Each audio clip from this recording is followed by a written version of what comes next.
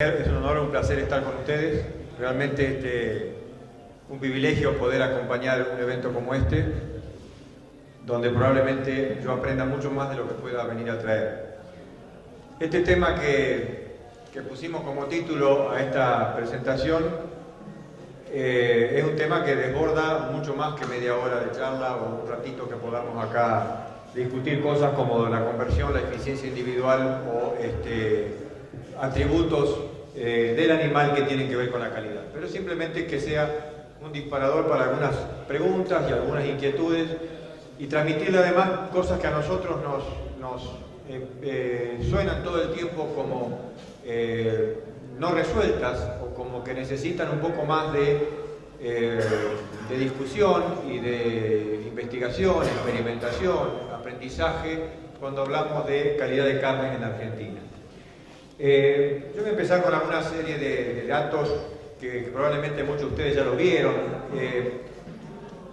alrededor de lo que yo les llamo los mitos de la ganadería argentina.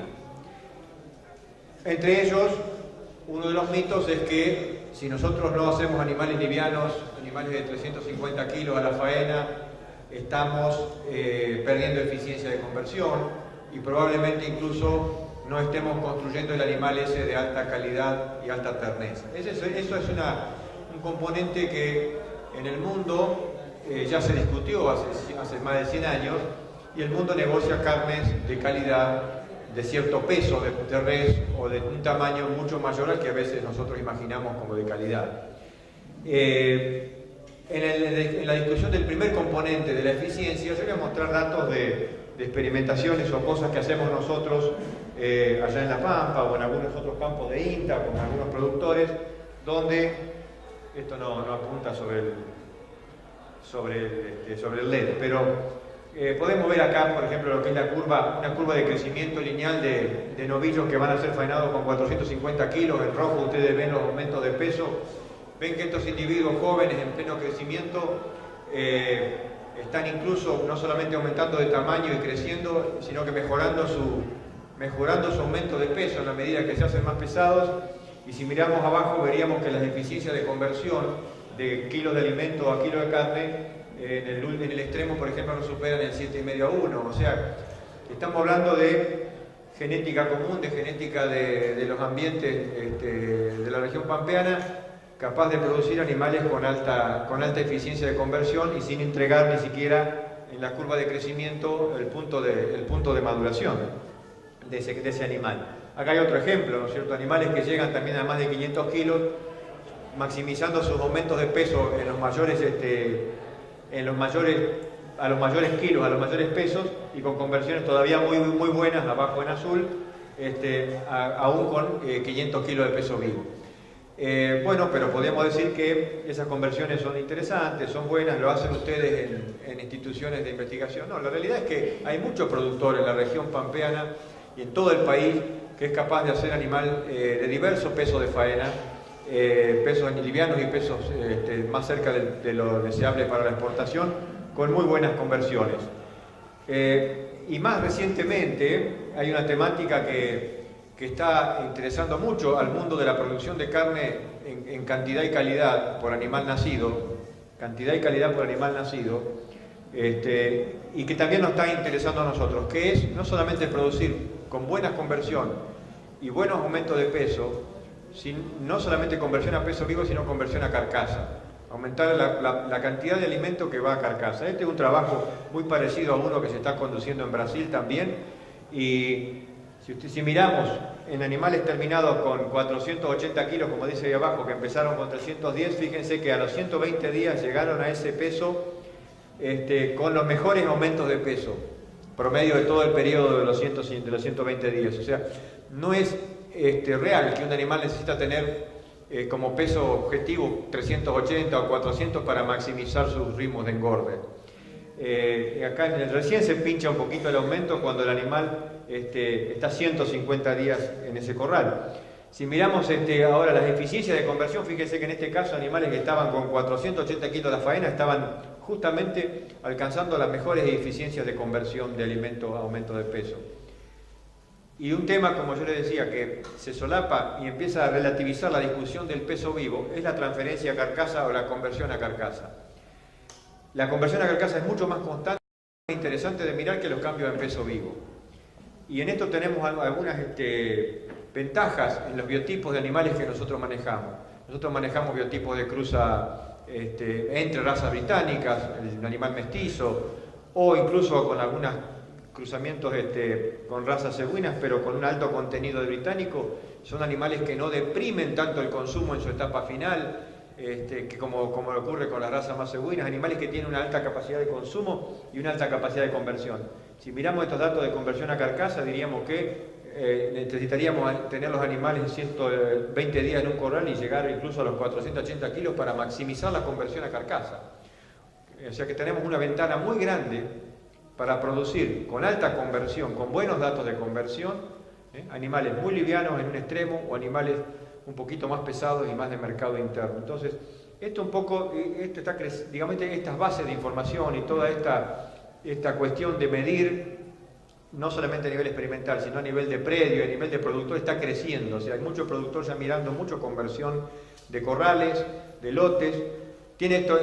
Para estas respuestas tiene mucho que ver cómo fueron las fases de recría, cómo es el ternero que viene al pie de la madre. Ahí sí podemos discutir un rato largo algunas cuestiones que después permiten o condicionan estas respuestas. Fíjense este dato, ¿no es cierto? Conversión a res. ¿Cuándo se obtienen las mejores conversiones? La cantidad de alimento que va por cada kilo de res producida. Cuando el animal está llegando, en este caso, a 480 kilos. Ustedes me pueden decir, bueno, pero acá hay una cuestión de composición de esa res, puede haber algo más de engrasamiento. Si el animal hubiera estado pasado de engrasamiento, la conversión no hubiera sido 10-1, sino hubiera sido más parecida a esta punta de 12 o 13-1. Entonces, quiere decir que ahí tenemos esa ventana amplia de buenas conversiones, engrasamientos totalmente controlables y excelente rendimiento carnicero.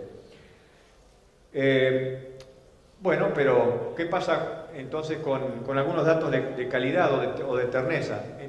Esta otra experiencia donde podemos ver faenas a distintas edades, animales muy livianos, de 318, dice ahí, kilos a la faena, gorditos, con 12 meses de edad, y en la otra punta 26, 27 meses, de 500 kilos. Y en el medio, versiones intermedias, ¿no es cierto?, a los 18, a los 24 meses.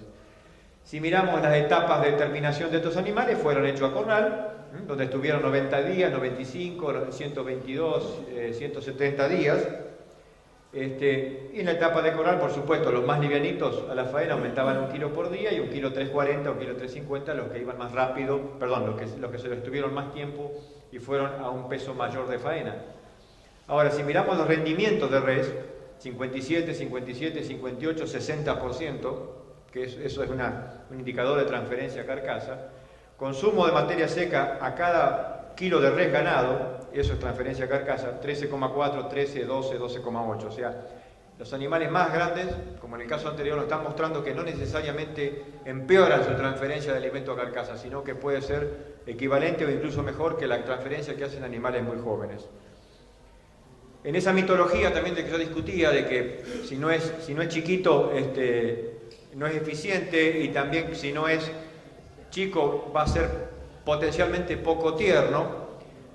Fíjense los datos de calidad objetiva, o sea, si miramos a los extremos, el animal liviano, el animal más pesado, por supuesto animales que tienen a la faena en este lado no tienen más de 2 años, o sea, 24, 27 meses, no estamos en animales de 3 o 4 años, estamos apenas por encima de los 2 años, y miramos esa línea que dice fuerza de corte, es el esfuerzo, lo que nos cuesta cortar ese pedazo de carne con una cizalla, o lo que sería el esfuerzo de corte de un cuchillo, 30, 29, 30, no importa la unidad, es una unidad en newtons, pero no importa, es equivalente, o sea, la carne es potencialmente igual del punto de vista de su resistencia al corte. La miramos de otro punto de vista, del pH de la carne, que a muchos les gusta ver si esa carne va a madurar, si no va a madurar.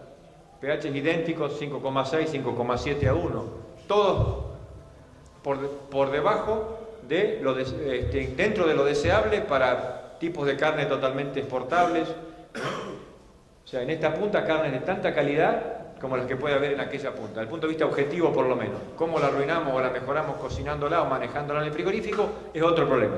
Pero esto es carne, datos de carne ni siquiera madurada. Esto tiene 3 días de cámara nada más del momento de faena al momento del frisado para hacer los estudios.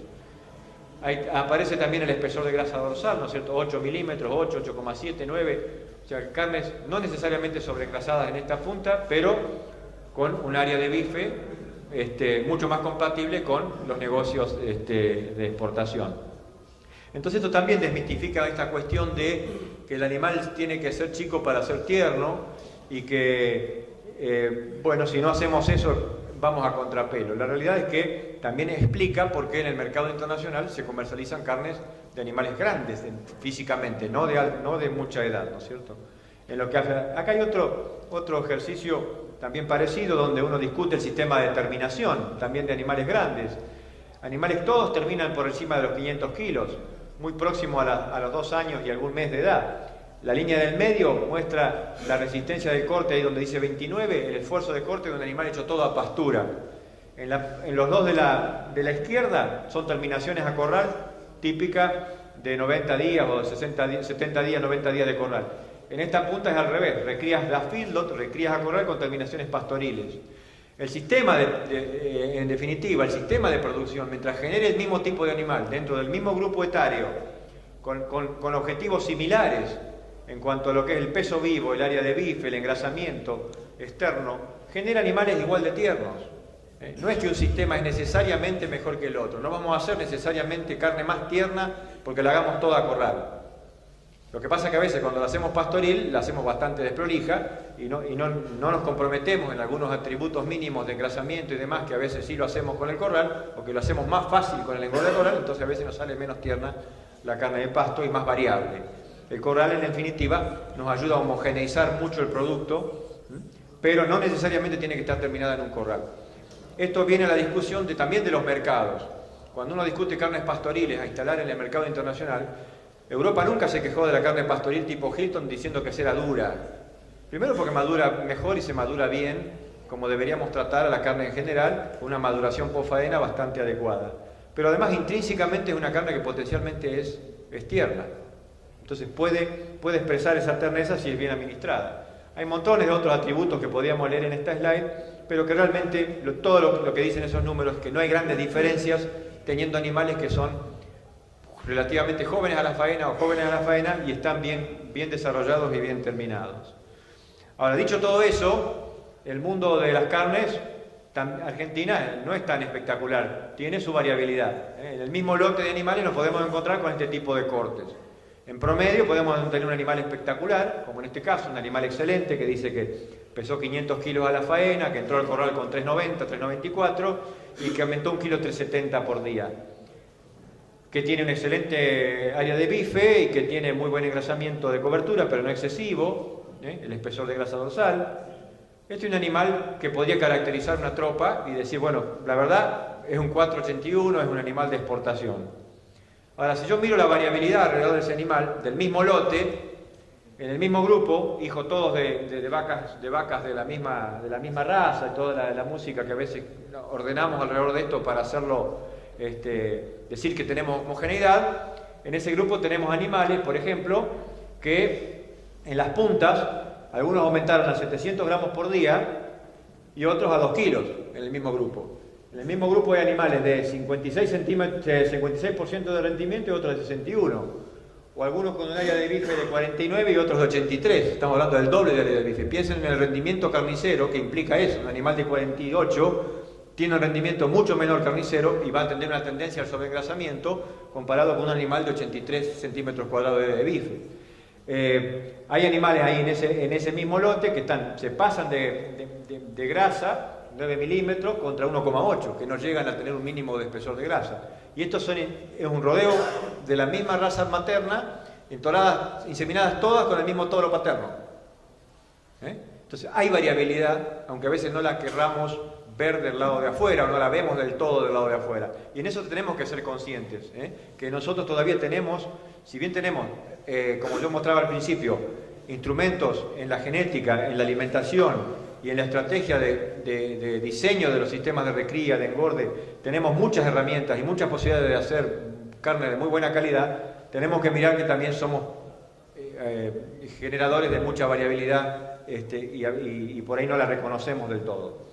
Fíjense, estos son datos viejos, ¿no es cierto? Yo acá muestro cosas de los efectos residuales de hacer las cosas mejor o peor. Miremos cómo mueve esto. ¿Ven? Esto simplemente, esto es animales, hijos, novillos, que se faenaron, hijos de un lote de 2 años consecutivos, que se faenaron en unas terminaciones, recrías y terminaciones a pasto, entre 4.10 y 4.50 se fueron a venta esos animales, con 18 a más o menos 25 meses de edad, este grupo de animales.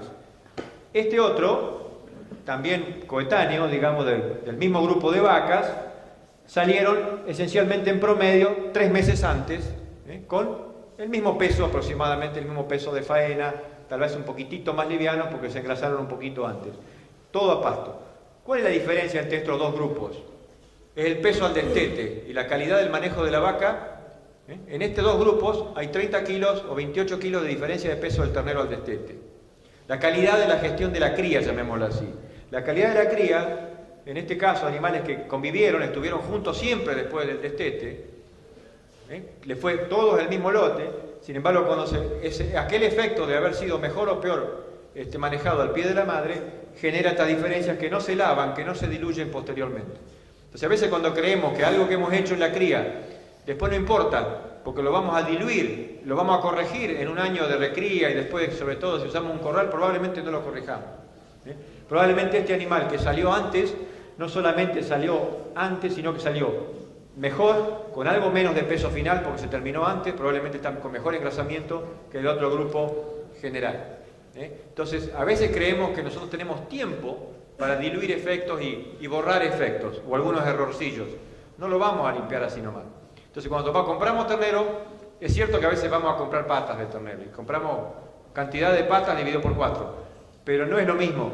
No es lo mismo comprar un ternero con alguna expectativa de buen desarrollo podestete, un ternero que pesa un poco más a la misma edad que los otros, que un ternero que importa poco qué edad tiene y cuánto pesa, y total es un ternero. El ternero más o menos sirve para un mercado de 3.80, de 3.50 kilos a la faena.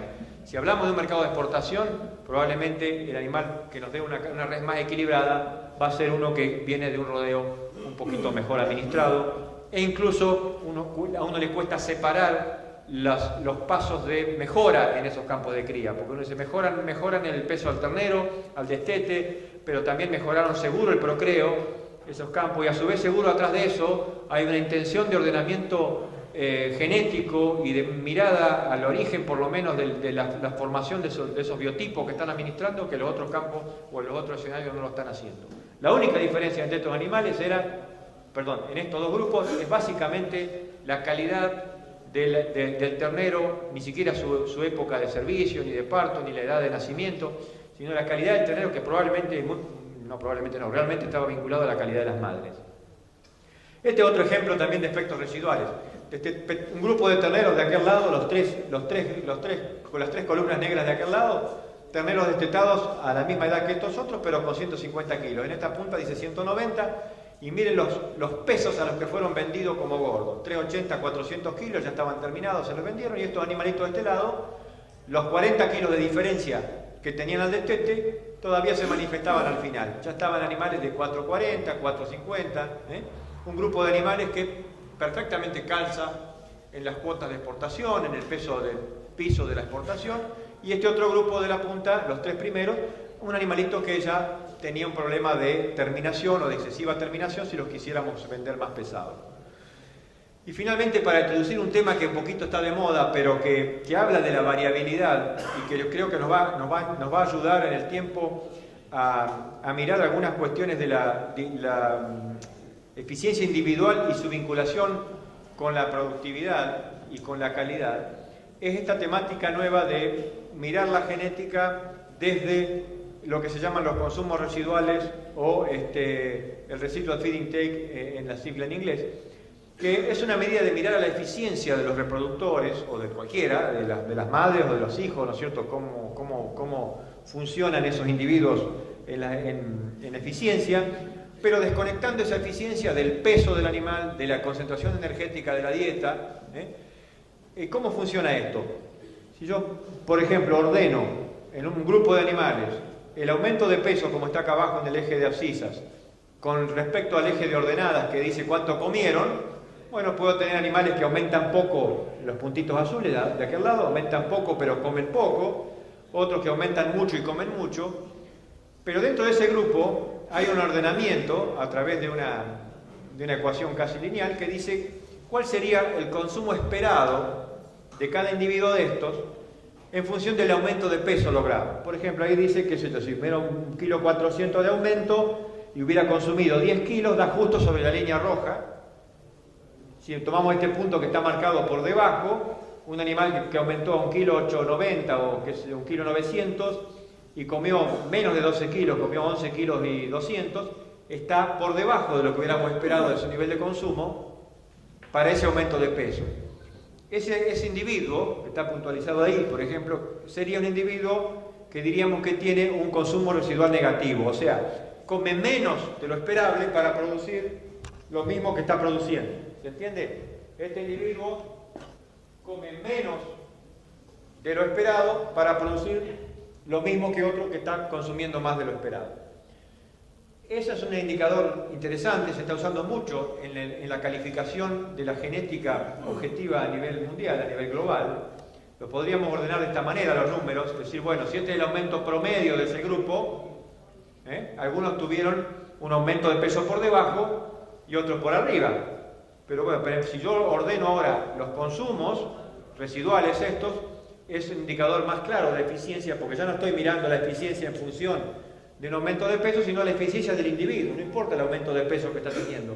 Pero hay algunos que están dispuestos a comer menos de lo esperado, que serían los más eficientes, y hay algunos que comen más de lo esperado, porque son menos eficientes o porque por ahí el frame es demasiado grande, en fin, pero comen más de lo esperable para ese tipo de animal y ese aumento de peso.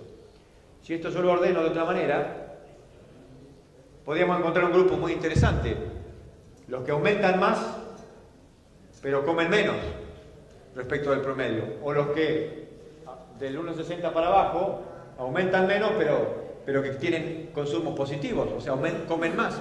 Serían los menos eficientes aquellos de aquel lado, los más eficientes estarían de este lado. ¿Qué significa eso en algunos números? Vamos a mirar, esto es lo que dice la bibliografía. La bibliografía dice que animales con bajo RFI, con valores negativos respecto a los de alto, no habría grandes diferencias en pesos finales, en pesos iniciales, en aumento de peso, pero sí habría diferencias en consumo de materia seca o en conversión.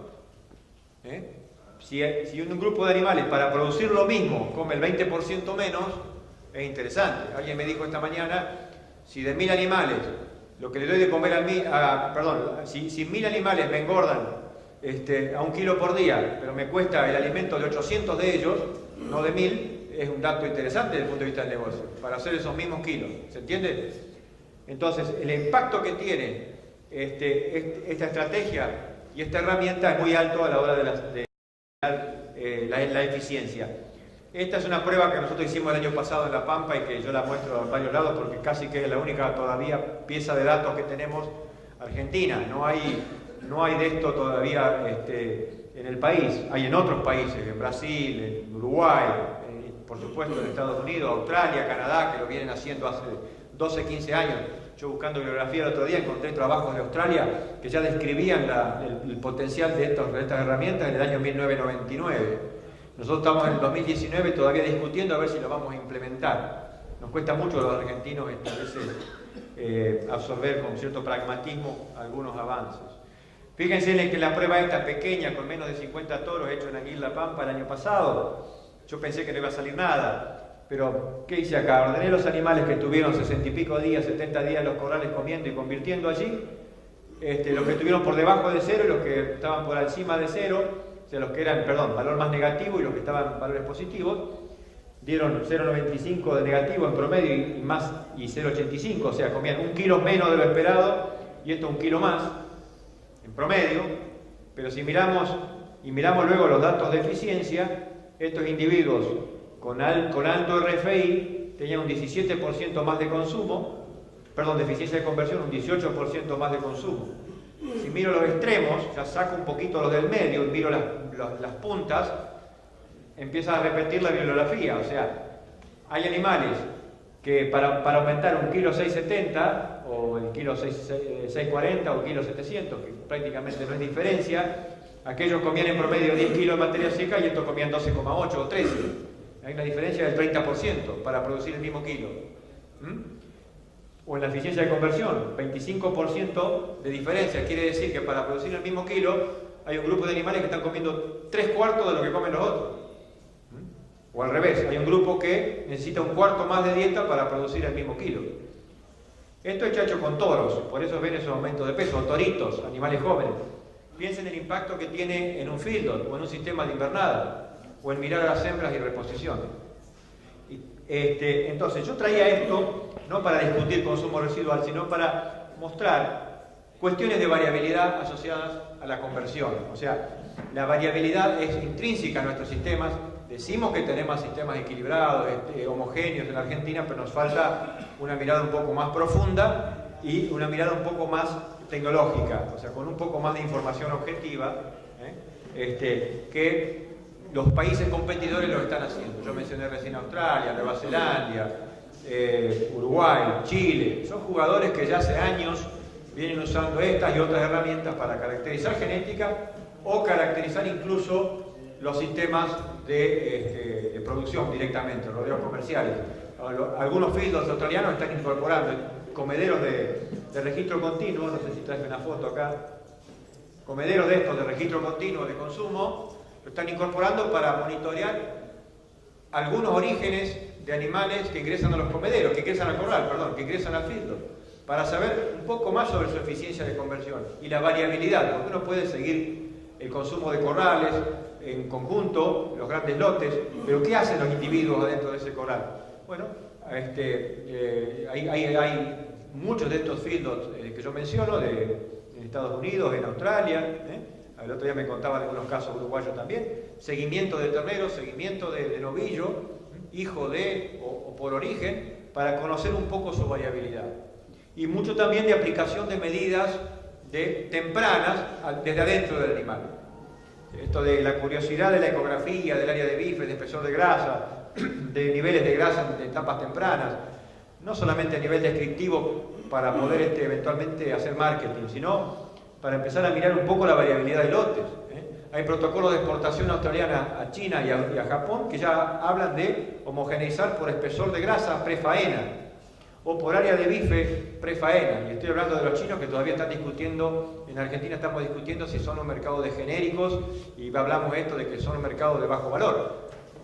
Capaz que nos vamos a encontrar que algunos ya están avanzando en diferenciarse, en querer presentarle a esos mercados carne mirada de adentro, o sea, carne calificada un poquito mejor y organizada un poquito mejor, hasta eventualmente con información trazable respecto del rendimiento de las carcasas y alguna predicción de rendimientos a la hora del despostado.